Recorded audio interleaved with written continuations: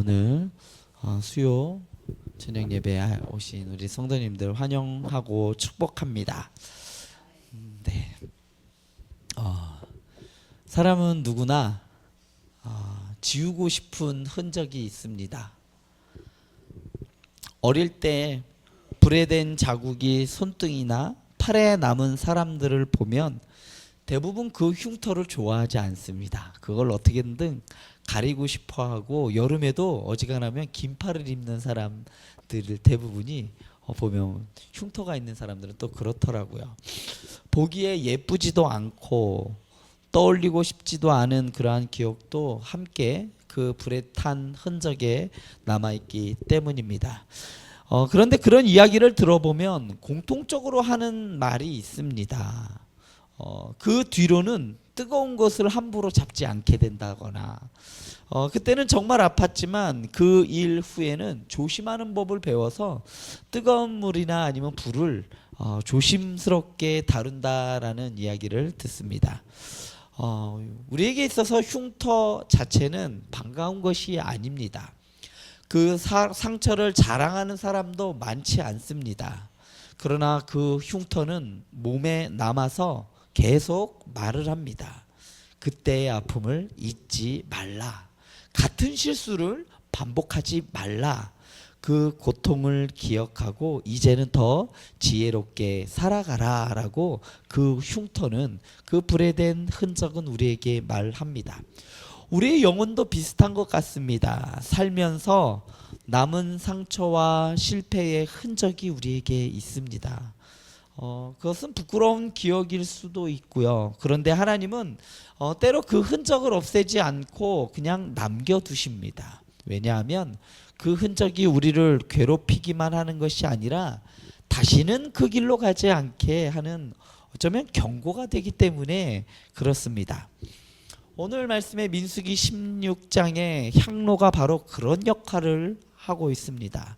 원래는 반역의 현장에 있던 물건이 향로였습니다. 그런데 하나님은 그것을 제단 곁에 두게 하셨습니다. 보는 사람마다 그것을 기억하게 하신 것이죠. 그 향로를 볼 때마다 거룩을 가볍게 여기지 말라. 교만은 결국 무너진다. 기억하는 자가 산다라고 말해주기 위해서 그것을 보게 하셨습니다. 그 향로를 볼 때마다 너희는 이렇게 하나님께 범죄하였었어, 반역자였어 라고 정죄하기 위해 남겨둔 것이 아니라, 수치를 오랫동안 들추시기 위해서가 아니라 흔적을 통해 다시는 하나님께 반역의 길로 가지 않게 하기 위해서 하나님께서는 그러한 흔적들을 남기십니다. 오늘 본문 말씀 민수기 16장 36절부터 40절 말씀은 이 앞에 고라 자손의 반역에 대한 이야기가 나옵니다. 그거에 대한 심판으로 끝난 후의 이야기가 바로 오늘 말씀이에요. 불이 나와서 250명의 사람들을 삼켜버린 직후의 장면이 바로 오늘 말씀입니다. 하나님께서 엘레아살에게 명령하십니다. 37절에 보면 붙는 불 가운데에서 향로를 가져다가 그 불을 다른 곳에 쏟으라. 그 향로는 거룩함이니라. 이스라엘 자손에게 나중에 40절에 보면 표가 되리라 라고 말합니다. 심판은 끝났지만 하나님은 흔적을 남기십니다. 사건은 지나갔는데 하나님께서는 기억하게 하셔요. 왜냐하면 하나님은 당신의 백성이 망각 속에서 다시는 그와 같은 죄를 반복하는 것을 원치 않으셨기 때문입니다. 250명의 사람들이 각자 자기의 향로를 다 가지고 나왔었거든요. 그래서 야, 너희만 거룩하냐? 너네만 그래? 우리도야 라고 하면서 반역의 상징이 됐던 게 그 향로였어요. 우리 성도 여러분, 오늘 이 말씀은 단지 고라의 이야기만이 아닙니다. 오늘 이 말씀은 우리 삶의 잿더미를 향한 말씀이기도 합니다. 우리가 무너졌던 자리, 내가 아파했던 자리, 내가 실패를 경험했던 자리, 그것을 하나님께서 어떻게 다루는지 보여주시는 말씀이죠. 오늘 민수기 16장 전체에는요, 고라와 다단과 아비람의 반역 사건이 나옵니다. 표면적으로는 지도자에 대한 불만처럼 보여요. 그렇지만 실제로는 하나님이 세우신 그 질서에 대해서 정면으로 도전하고 있는 겁니다. 이 반역은 단순한 불평이 아니라 하나님께서 정하신 그 권위 구조를 뒤엎으려는 시도였습니다. 고라는 모든 회중이 다 거룩하다라고 말했지만 그 말은 일부는 맞고 일부는 틀립니다. 이스라엘 전체가 다 거룩한 백성이라는 말은 사실이지만 그렇다고 해서 하나님이 세우신 역할과 부르심의 구분까지 사라지는 것은 아니라는 말이죠. 고라 자손은 거룩을 내세웠지만 실제로는 자기 욕망을 밀어붙인 것입니다. 겉으로는 꽤 경건한 것처럼 보였어요. 그러나 그 속에는 욕망이 있었습니다. 겉으로는 야 너희만 그러냐 우리도 거룩해 라고 하면서 평등을 외치는 것처럼 보였지만 실제로는 자기의 자리를 높이려 했던 것입니다. 이것이 죄의 무서움입니다. 죄는 언제나 노골적으로 오지 않아요. 대체로 그럴듯한 명분을 가지고 옵니다. 나는 더 잘할 수 있어. 왜 저 사람만 저 자리에 있지? 내가 인정받지 못하고 있어. 나는 이 정도 대우는 더 받아야 돼 라고 하는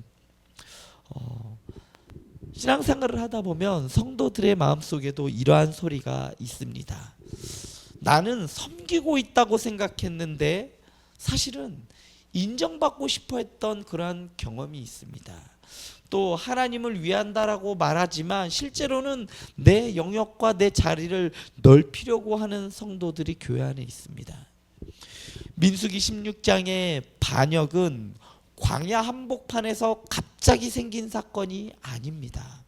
이미 마음속에 오랫동안 쌓여 있었던 불만과 비교와 탐심과 자기 중심성이 터진 사건이 바로 이 반란 사건입니다. 그리고 하나님께서는 그 반역을 심판하셨어요. 땅이 갈라졌고 불이 나왔고 250명의 사람들이 죽었습니다. 그런데 오늘 본문 말씀은 거기서 이야기를 끝내지 않아요.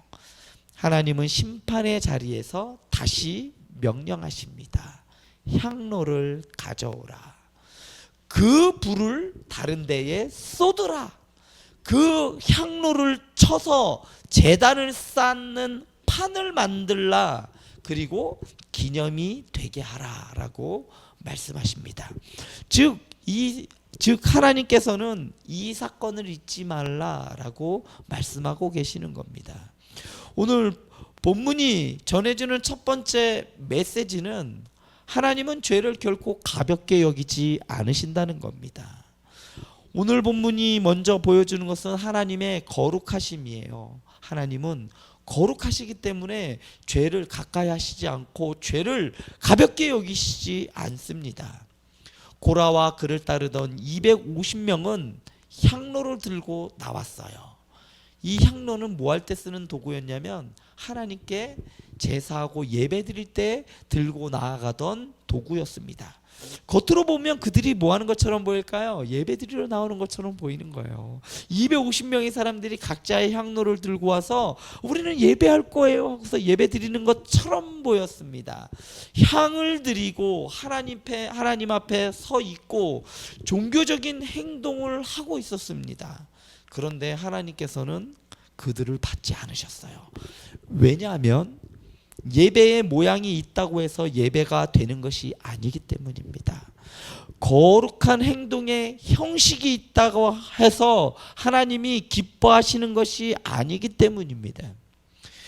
중심이 하나님을 향해 있지 않으면 예배의 도구조차 심판의 도구가 될 수 있는 겁니다. 민수기 16장 40절에 보면 아론의 자손이 아닌 자가 함부로 가까이 오게 하지 못하게 하십니다. 여기서 가까이 오다라는 말은 그냥 단순히 그냥 저벅저벅 가까이 온다라는 말이 아니에요. 하나님이 주지 않은 특권과 직분을 침범한다는 의미예요. 하나님께서 특별한 직분을 주셨는데 그 경계를 넘어서는 거예요. 자의적으로. 그러니까 문제는 단지 그들이 향로를 들었다는 데 있지 않습니다.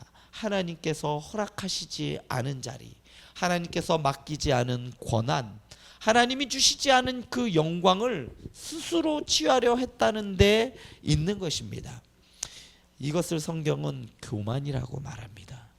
교만은 단순히 자신감이 아니에요. 교만은 하나님이 정하신 그 경계를 넘는 것을 교만이라고 합니다. 하나님이 주시지 않은 것을 스스로 움켜쥐는 것, 그것이 교만이에요. 하나님 앞에서 내가 어떤 존재인지를 잃어버리는 거예요. 내 분수를 모른다라고 하죠. 아담과 하와가 그 분수를 잃었어요. 내가 피조물인 것을 잃어버렸단 말이에요. 그래서 경계를 넘은 거죠. 그래서 아담과 하와의 죄는 탐심뿐만 아니라 교만도 거기에 있는 겁니다. 사랑하는 성도 여러분, 우리의 삶이 왜 자꾸 무너집니까? 많은 경우 우리가 능력이 없어서가 아니에요. 환경이 나빠서만도 아닙니다. 하나님이 정하신 그 경계를 가볍게 여길 때 우리의 삶이 무너질 수가 있는 겁니다.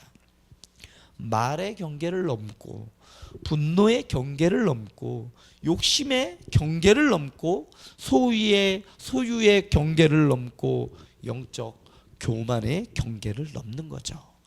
그리고 우리는 생각해요. 이 정도는 괜찮겠지. 설마 뭐 큰일이 나겠어? 뭐 다들 이렇게 하는데. 그런데 민수기 16장은 말합니다. 거룩은 결코 가볍지 않다. 하나님은 만홀히 여김을 받지 않으신다라고 했어요. 죄는 그래서 생각보다 훨씬 무거운 겁니다. 고라의 향로는 단순한 금속이 아니었습니다. 이것은 인간의 교만이 얼마나 위험한지 보여주는 증거물이었어요. 우리는 종종 죄를 작은 실수 정도로 생각합니다. 죄를 저질렀을 때 사람들이 제일 먼저 하는 게 합리화라고 해요. 합리화시키고 그 다음이 축소. 그러나 성경은 죄를 가볍게 다루지 않습니다. 죄는 하나님을 밀어내고 내가 왕이 되려는 시도입니다.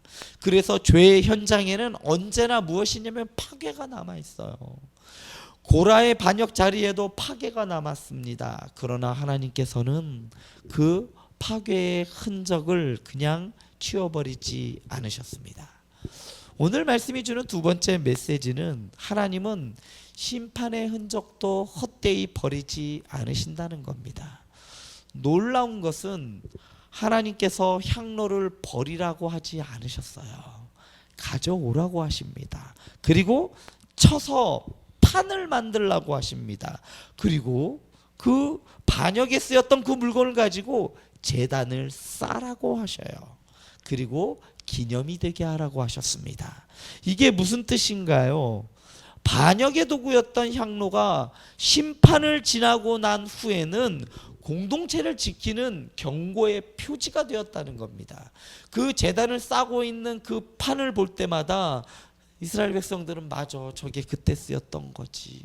그걸 볼 때마다 우리가 하나님 앞에 반역했었어. 하나님의 그 경계를 우리가 넘어섰고 우리가 교만하였던 사람들이야 라고 하면서 그 표지를 볼 때마다 생각을 했다는 것이죠. 250개의 향로가 다 수거되어야 했습니다. 하나도 잃어버리면 안 됐어요. 250개가 다 수거되고, 그리고 그 금속은 펼쳐서 제단을 덮는 판이 되었습니다. 두드려서 250개를 두드려서 판을 만들고 제단을 덮는 판이 되었습니다. 겉으로 보면 아름다운 노판이죠. 그러나 그 안에는 비극적인 기억이 스며들어 있습니다. 250명의 생명이 거기에 있었던 것이죠. 이 얼마나 역설적인 사건입니까? 심판의 흔적이 하나님께 드리는 제단의 곁에 놓였습니다. 부끄러운 자네가 거룩을 기억하는 경고판이 되었던 것이죠. 왜 이렇게 하나님께서는 하도록 하셨을까요? 하나님께서 인간은 쉽게 망각하는 것을 아셨기 때문입니다. 뒤돌아서면 까먹습니다.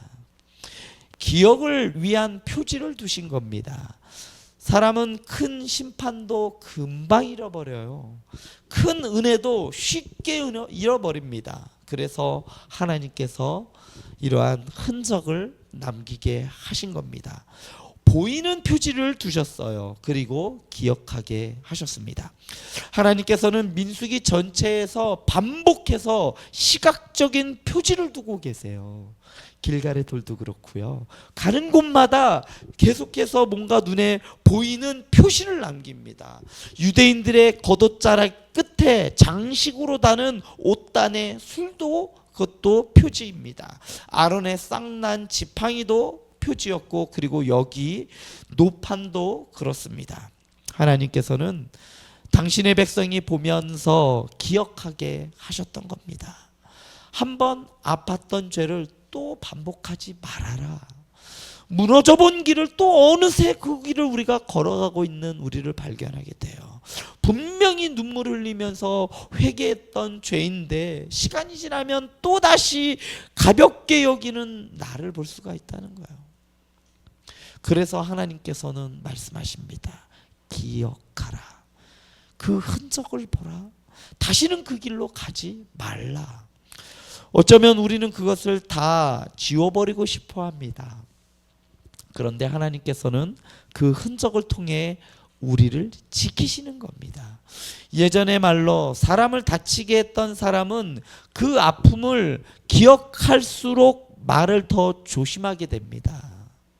예전에 물질 때문에 크게 무너져 본 사람은 그 기억 때문에 탐심의 길을 경계하게 돼요.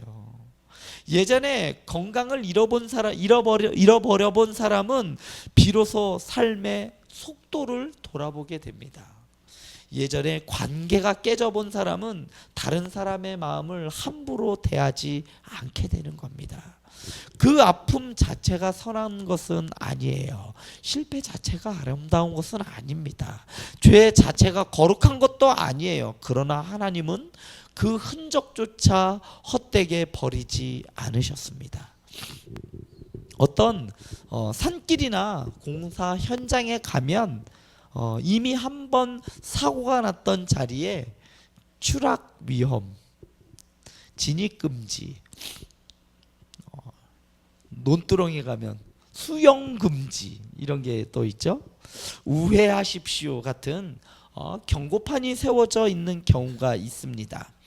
그 경고판은 보기 좋으라고 세워놓은 것이 아니에요. 그 자리가 아름답도록 꾸며놓은 자리도 아니고 오히려 그곳에 실제로 위험이 있었기 때문에 세운 것입니다. 누군가 다쳤고 거기서 무너졌고 사고가 났었기 때문에 남겨둔 것입니다. 어떤 사람은 그런 표지판을 볼 때 왜 이런 걸 보기 흉한 걸 여기 왜 세워놨지? 라고도 할 수 있습니다. 그런데요, 그러나 그 경고판 때문에 누군가는 살 수 있는 겁니다. 그것이 없으면 뒤에 오는 사람이 똑같은 그러한 잘못을 저질러서 똑같은 길을 걸어가서 위험에 처하게 된다는 거죠. 하나님이 민수기 16장에서 하신 일이 바로 그것입니다. 하나님은 고라의 반역 후에 이제 다 치워버려라 라고 하지 않으십니다. 오히려 향로를 가져다가 제단을 쌓는 판으로 만들게 하셨어요. 왜냐하면 그 흔적이 이스라엘 공동체 전체를 지키는 경고판이 되어야 했기 때문이죠. 우리의 인생도 그렇습니다. 내가 지나온 실패, 눈물, 내가 무너져 봤던 그 시간이 지금은 보기 싫은 경고판처럼 느껴질 수 있습니다. 하지만 하나님 손 안에서는 그 자리가 다시는 그 자리로 가지 마 라는 은혜의 표지가 되는 것입니다. 한번 무너진 건강은 삶의 속도를 다시 보게 하는 경고판이 됩니다. 그리고 한번 크게 흔들린 믿음은 말씀과 기도로 돌아오게 하는 경고판이 되는 거예요. 하나님께서는 잿더미에서도 말씀하십니다. 이 일을 기억해라. 다시는 그 길로 가지 말아라. 이제는 이 흔적이 너를 무너뜨리는 자리가 아니라 너를 지키는 자리가 되게 하라. 이것이 은혜입니다. 세 번째로 오늘 말씀은 거룩은 사람에게서 나오는 것이 아니라 하나님께 속한 것이다 라고 말씀해 주고 있습니다. 37장의 37절에 보면 하나님께서는 향로에 대해 그 향로는 거룩한 민이라 라고 하십니다. 이 부분이 정말 중요해요. 향로를 든 사람들은 어떤 사람이었습니까? 250개의 향로를 든 사람들은 악한 사람들이었어요. 하지만 향로는 하나님 앞에 드려졌기 때문에 구별되었습니다. 사람들은 악했지만 하나님께 드려진 도구는 하나님께 속한 것으로 간주되었다는 겁니다. 거룩이 무엇입니까? 구별되었다는 거예요. 하나님께 속했다는 말입니다. 이 말이 무슨 뜻일까요? 거룩은 사람들이 만들어내는 도덕적인 품질이 아니라 하나님과의 관계에서 비롯되는 구별됨이라는 말이에요. 우리는 종종 이렇게 생각합니다. 내가 좀 괜찮은 사람이 되면 내가 하나님께 가까이 갈 수 있겠다. 내가 충분히 정리되면 하나님께 나아갈 수 있겠다. 또 어떤 사람은 이렇게 이야기하는 사람도 있어요. 내가 너무 죄가 많아서 하나님 볼 낯이 없어요. 실수 없이 살면 거룩해질까요? 그런데 성경은 이렇게 말합니다. 거룩은 네가 쌓아올린 업적이 아니란다. 하나님께 속한 것이다 라고 말합니다. 물론 그렇다고 해서 죄가 다 정당화되는 것은 아닙니다. 반역은 반역입니다. 교만은 교만입니다. 그리고 하나님께서는 그것을 심판하셨습니다. 그러나 동시에 이 본문은 아주 묘한 방식으로 우리에게 은혜의 길을 열어줍니다. 하나님께 드려진 것은 하나님께 속한 것으로 다루어진다는 거예요. 이것이 복음의 문입니다. 내 인생이 완벽해서가 아니라, 내가 거룩해서가 아니라, 내가 하나님께 속하게 될 때 내 인생은 다른 의미를 갖게 된다는 말이에요. 내 과거가 여전히 과거지만, 내 실패가 여전히 실패이지만 하나님께 드려진 삶은 더 이상 같은 의미로 남지 않는다는 것입니다. 과거의 죄가 선해진 것도 아니에요. 하지만 하나님께 붙들린 사람의 삶에서는 그 실패조차 하나님의 교훈 아래 놓이게 된다는 것입니다. 그래서 신앙은 나는 괜찮은 사람입니다 라가 아니라 나는 주님께 속한 사람입니다 라는 것이 바로 신앙이라는 겁니다. 우리 성도님들은 지금 누구에게 속해 있습니까? 자존심에 속해 있습니까? 상처에 속해 있습니까? 비교의식 속에 속해 있습니까? 아니면 하나님께 속해 있습니까? 하나님께 속해 있지 않으면 흔적은 수치로만 남을 수밖에 없습니다. 그런데 우리가 주님께 속하면 흔적은 경고가 되고 배움이 되고 은혜의 표지가 되는 겁니다. 오늘 말씀의 네 번째 메시지는 하나님은 공동체를 살리기 위해 경고를 남긴다라는 겁니다. 이 노파는 개인적인 추모의 보관함이 아니었습니다. 공동체 전체를 위한 기념물이었어요. 본문 40절은 분명히 말합니다. 이스라엘 자손의 기념물이 되게 하라. 이 표지는 공동체 전체에 대한 경고였습니다. 앞으로 누구든지 또다시 같은 태도로 하나님께 나아가려고 할 때 제단의 노판이 그 사람의 눈에 들어오게 되었다는 것이죠. 그리고 말없이 외쳐야 했습니다. 그 길은 죽음의 길이야. 하나님을 가볍게 여기지 마라. 하나님이 세우신 질서를 업신여기지 말라. 또한 이 노파는 후대 사람들로 하여금 듣고 두려워하여 다시는 방자하게 행동하지 않게 하는 그러한 역할을 하게 했습니다. 즉 하나님께서는 그 기념물을 통해 단지 과거를 기록한 것이 아니라 미래를 보호하신 겁니다. 다시는 이스라엘 백성들이 그러한 죄를 저질러서 이러한 처참한 일이 벌어지지 않도록 하신 거죠. 이 부분이 참 중요합니다. 하나님께서 우리 삶에 남긴 경고는 나 하나만을 위한 경고, 그것이 아닐 수 있다는 겁니다.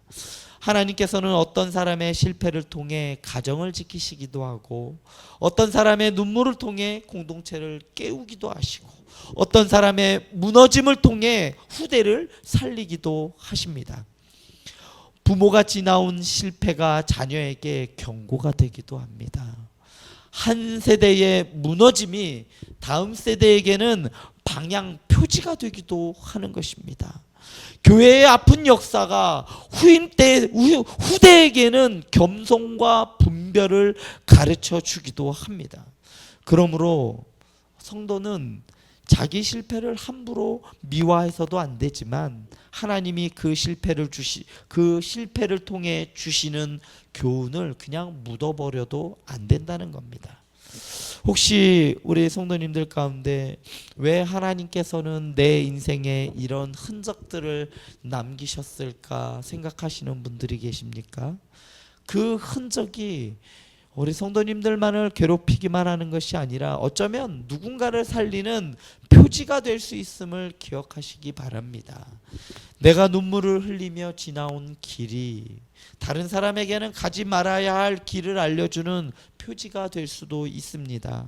내가 무너져 보고 나서야 붙들게 된 진리가 다른 누군가에게는 미리 붙들어야 할 진리가 될 수 있다는 것입니다.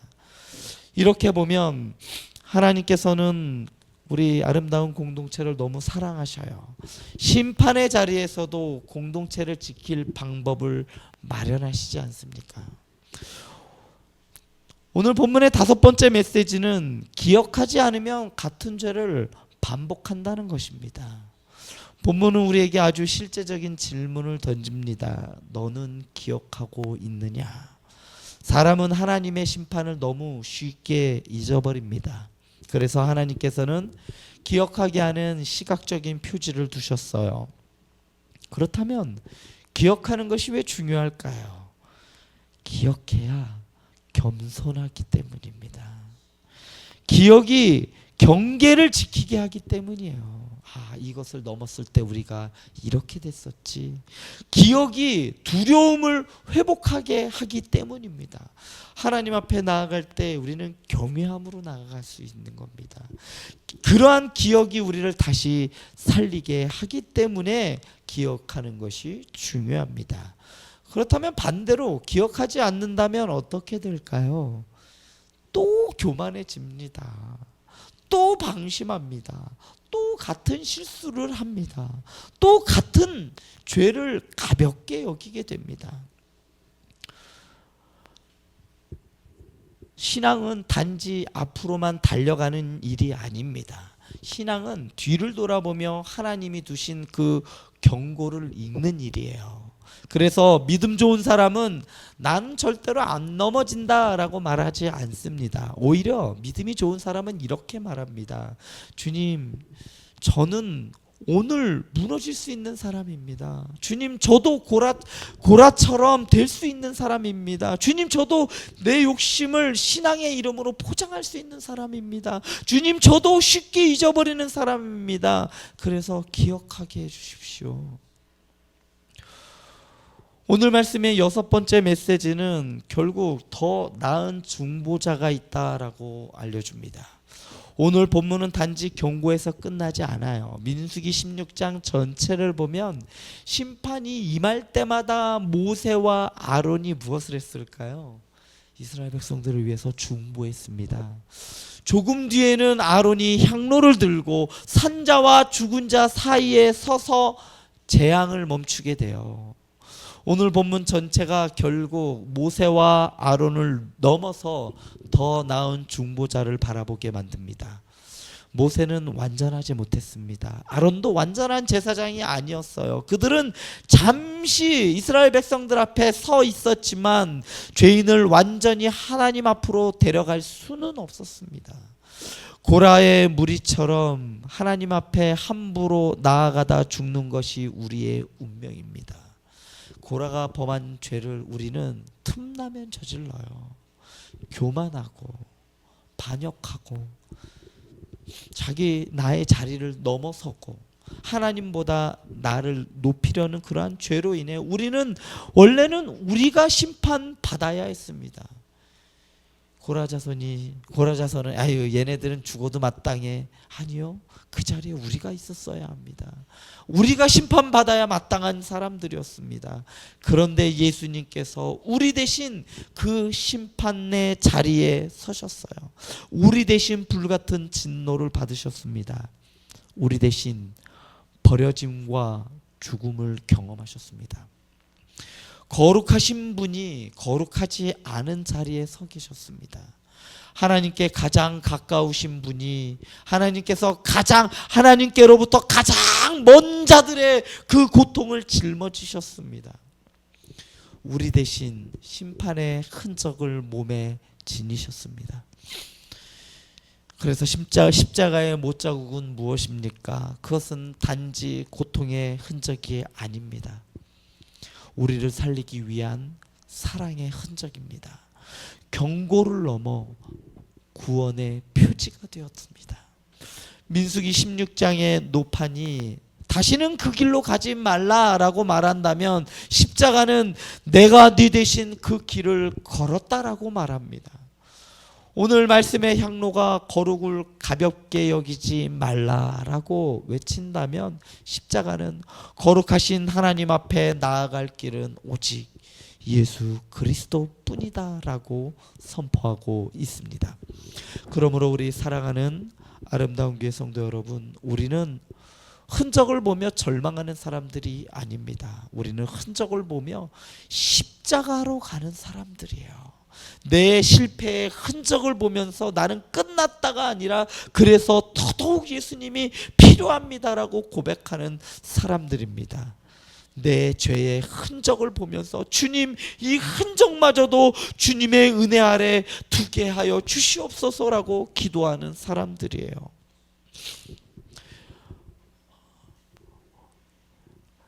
하나님께서 말씀하십니다. 흔적을 기억하라.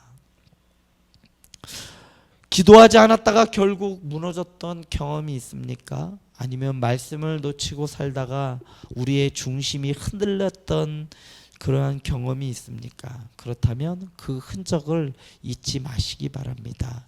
그것이 성도님들의 영혼 곁에 붙어있는 노판이 되게 하시기 바랍니다. 말씀을 놓치면 나는 흔들린다.